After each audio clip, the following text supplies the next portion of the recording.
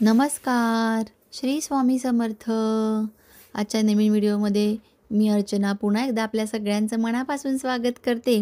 आणि आवळा नवमी या कार्तिक महिन्यातील नवमीला खूप महत्त्व आहे. शुक्ल पक्षातील येणारी ही अशी आवळा नवमी. आवळ्याच्या झाडाखाली मुलांना बसून मुलांना आशीर्वाद प्रदान करून घरामध्ये आरोग्य, शांती, आर्थिक लाभ आणि मुलांच्या संरक्षणासाठी प्रार्थना या दिवशी महिला करतात. दिवाळीनंतर कार्तिक महिन्यातील शुक्ल पक्षातील ही नवमी भगवान विष्णूंच्या पूजेसाठी खूप खास मानली जाते.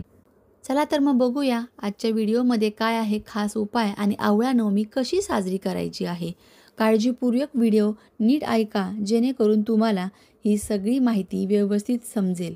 कारण अक्षय या नावावरूनच या दिवशी केलेले कोणतेही दान किंवा कोणतेही भक्तिपूर्ण कार्य हे शाश्वत फळ देते आणि या मिळालेल्या पुण्यामुळे व्यक्तीला केवळ या जन्मातच नव्हे तर भविष्यातील जन्मातही फायदा होतो असं शास्त्र सांगते. आवळ्याच्या या नवमीला भगवान विष्णूंनी कुष्मांडक नावाच्या राक्षसाचा पराभव केला असेही मानले जाते. यासोबतच भगवान श्रीकृष्णांनी आवळा नवमीला कंसाचा वध करण्यापूर्वी 3 वनांना प्रदक्षिणा घातली होती. शुभ कार्य या दिवसांमध्ये खूप होतं, जेमध्ये अनेक पवित्र नद्यांमध्ये स्नान केलं जातं, याला महत्त्व आहे. आणि त्याचबरोबर या नद्यांमध्ये स्नान करताना यांना दीपदान करण्याचं देखील महत्त्व आहे. आजच्या दिवशी आवळ्याच्या झाडाखाली बसून अन्न शिजवले जाते, अन्न तिथे सेवन केले जाते, याला खूप अर्थ आहे. पण आता या कलियुगामध्ये किंवा शहरी भागांमध्ये हे शक्य नाही आहे. तुम्हाला आवळ्याचं छोटंसं रोप जर तुमच्या घरी आणता आलं तर ठीक आहे, नाही तर जवळपास कुठे आवळ्याचं झाड असेल तिथे आजच्या दिवशी जरूर जायचं आहे. अक्षय नवमीच्या या शुभ प्रसंगी मथुरा वृंदावनाची प्रदक्षिणा देखील केली जाते, ज्यामुळे त्या व्यक्तींना वैकुंठ धामामध्ये स्थान मिळते असं सांगितलं जातं. सत्ययुगाची जी सुरुवात झाली तीच या अक्षय नवमीच्या दिवशीच, म्हणजे हा दिवस अक्षय नवमीला सत्ययुगादी असंही म्हटलं जातं. म्हणूनच या दिवशी आपण खास काही नाही केलं तरी आजच्या दिवशी 5 जे आवळे आहेत ते आवळे सोलून व्यवस्थित त्यामध्ये एक खोल बी काढून तूप भरायचं आहे, कापूस लावायचा आहे, कापसाची वात फुलवात लावायची आहे आणि मग ही वात जी आहे ती प्रज्वलित करायची आहे.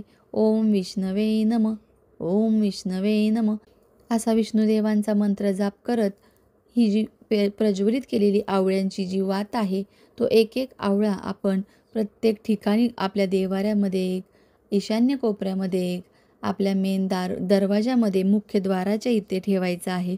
तुळशी मातेजवळ हा दिवा ठेवायचा आहे. शमीच्या रोपाजवळ देखील हा दिवा ठेवायचा आहे.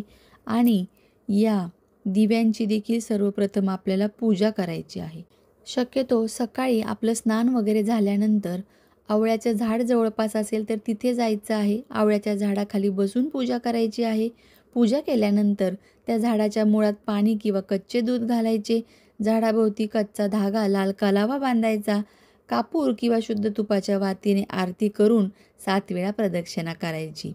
त्यासोबतच ज्यांच्याकडे आवळ्याचं झाड वगैरे उपलब्ध नाही त्यांनी आवळे जे आहेत ते आवळ्यांची पूजा करायची आहे. त्यांच्यामध्ये दिवा प्रज्वलित करायचा आहे आणि प्रत्येक आवळ्याला जे हळदी कुंकू, अक्षदा, कलावा वाहून तुळशीमध्ये शमीच्या झाडाखाली जे तुम्हाला सांगितले त्याप्रमाणे हे दिवे ठेवायचे आहेत.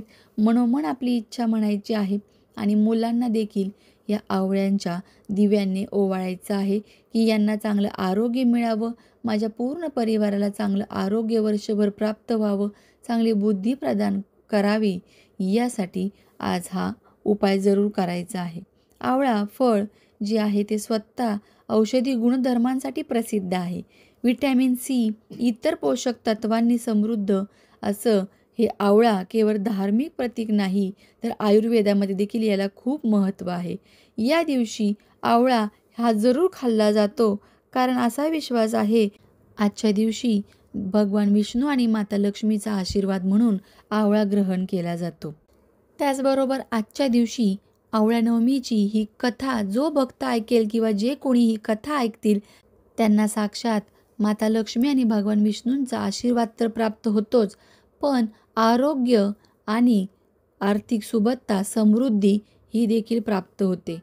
आजची कथा आपण ऐकूया. आपल्या कथेकडे वळूया, पण तत्पूर्वी चॅनलवर जर नवीन असाल तर जरूर सबस्क्राईब करा. आजची कथा, आजचा विषय आवडला तर लाईक, शेअर आणि सबस्क्राईब जरूर करा. काशीच्या शहरामध्ये म्हणजे काशी नावाच्या एका गावातील शहरामध्ये एक निपुत्रिक, सद्गुणी आणि दानशूर व्यापारी राहत होता. एके दिवशी एका शेजाऱ्याने व्यापाराच्या पत्नीला सांगितले, जर तुम्ही भैरवाच्या नावाने परदेशी मुलाला बलिदान दिले तर तुम्हाला मुलगा होऊ शकतो.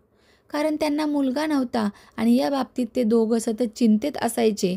तर यामुळेच एका शेजाऱ्याने त्यांना हा सल्ला दिला होता. पण व्यापाराला हे जेव्हा कळालं त्याच्या पत्नीकडून, तेव्हा त्याने साफ नकार दिला.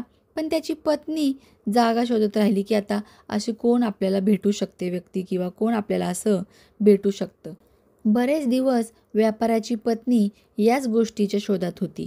एके दिवशी तिला एका मुलीचा असा शोध सापडला की तिचे बलिदान देण्याचे तिने मनोमन ठरवलं आणि आपल्या पतीला तसं सांगितलं, विश्वासात घेतलं. आणि तो तयारीत नव्हता किंवा त्याला हे मान्य नव्हतं, तरी देखील तिने आपल्या पतीला सांगितलं की ही गोष्ट करण्यासाठी.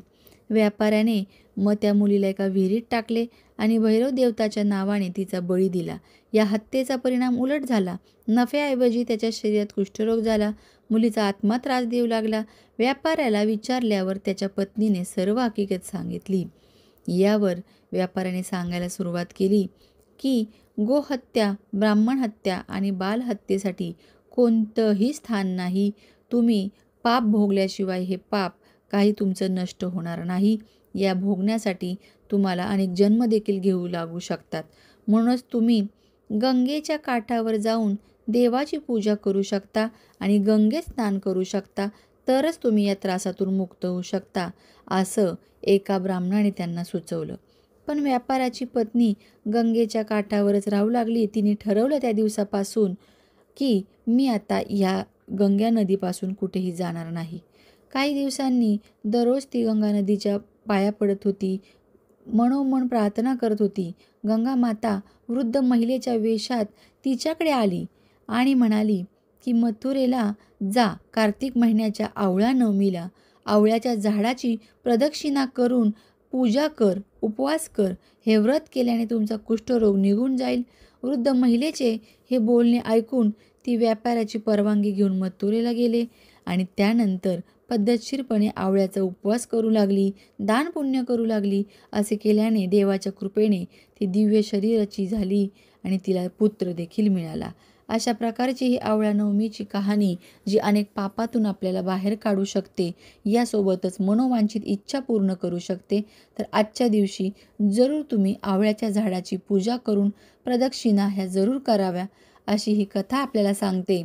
चला तर मग पुन्हा भेटू अशा नवीन उपायासोबत आणि नवीन माहितीसोबत. तोपर्यंत सर्वांना आवळा नवमीच्या खूप साऱ्या शुभेच्छा आणि श्री स्वामी समर्थ.